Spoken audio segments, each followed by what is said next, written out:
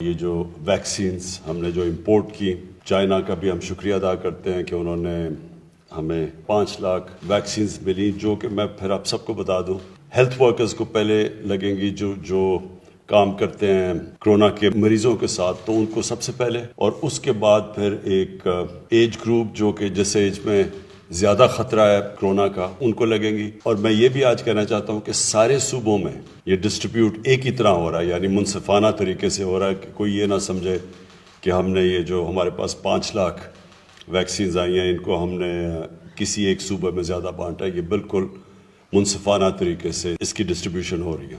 میں سب کو جو ہیلتھ ورکرز ہیں ان سب کو کہوں گا کہ بہت ضروری ہے آپ کا ویکسین کا ٹیکہ لگانا، کیونکہ ساری دنیا کے اندر جو رسک سب سے زیادہ ہے وہ ہمارے ہیلتھ ورکرز کے لیے۔ میں سب کو پھر سے تاکید کروں گا کہ یہ جو ایس او پیز ہیں، اور خاص طور پہ یہ جو ماسک پہننا ہے، یہ بہت ضروری ہے۔ اگر اللہ نے پاکستان پہ کرم کیا ہے بنسبت باقی دنیا کے، تو ہمیں اس کا شکر ادا کرنا چاہیے اور پوری احتیاط کرنی چاہیے۔ یہ جو ماسکس ہیں اس سے وائرس کم پھیلتی ہے۔ اسکول بھی کھول دیے ہم نے، اور آہستہ آہستہ انشاءاللہ ہم ہاسپٹلز بھی کھول دیں گے۔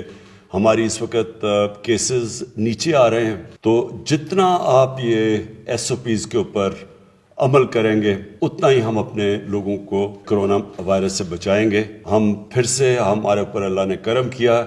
آپ اگر دیکھیں آج یورپ میں کیا ہو رہا ہے، امریکہ میں کیا ہو رہا ہے، 4 لاکھ سے زیادہ اموات ہو چکی ہیں امریکہ میں، برطانیہ میں 1 لاکھ سے زیادہ لوگ اس کا شکار ہو چکے ہیں، اور وہاں پورا لاک ڈاؤن ہے، یعنی مکمل طور پہ لاک ڈاؤن، انہوں نے اپنی اکانومی بند کی ہوئی ہے۔ ہماری اکانومی بھی چل رہی ہے، اور ہم نے صرف سروس سیکٹر کے اندر کئی جگہ بھی ہم نے محدود کیا ہوا ہے لوگوں کو تھوڑی دیر تک۔